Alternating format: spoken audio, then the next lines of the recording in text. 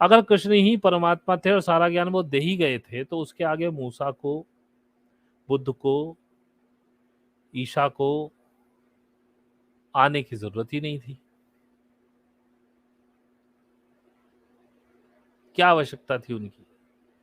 लेकिन क्योंकि जैसे जैसे समय चेंज होता गया, वैसे वैसे लोग आते रहे उस समय के हिसाब से कुछ बताने के लिए।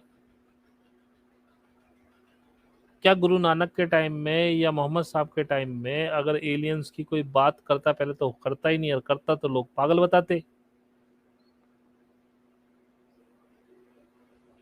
जीसस के टाइम में जो बुक ऑफ इनॉक है, उस समय उसमें बताया है, इजिकील इजिकील करके है कोई, उसने बताया, और उसने जो विवरण दिया है वो एक स्पेस क्राफ्ट का दिया है कि वो स्पेस क्राफ्ट आया, नीचे ऐसे झुके, हमको लेके गया, उसका स्टेशन था वहां, उसको दिखाया, उससे नपत करवाई सारी बात। ये, लेकिन ये चीज आप तक पहुंचने नहीं दी जा रही,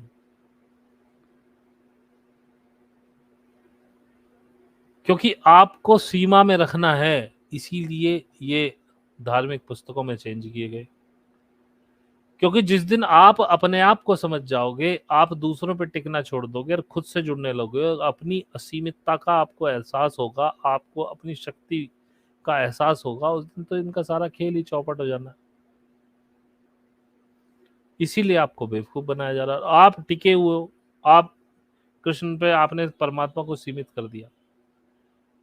अब आप उससे आगे नहीं जाना चाहते, अब आप कृष्ण की आरती उतार रहे हो, तू परमात्मा है, जबकि आप स्वयं परमात्मा है। जिस तरह का कृष्ण था ऐसे ही आप ही हैं। वही परमात्मा की जोत, छोटी सी बूंद उस समुद्र की लेके वो उतरा था, और उसी को लेके आप उतरे हो। और असीमित संभावनाएं हैं, कृष्ण से बहुत आगे आप हो सकते हैं। समय बहुत बदल चुका है कृष्ण से अब तक का, लेकिन आप अभी तक वहीं टली बजाए जा रहे हो।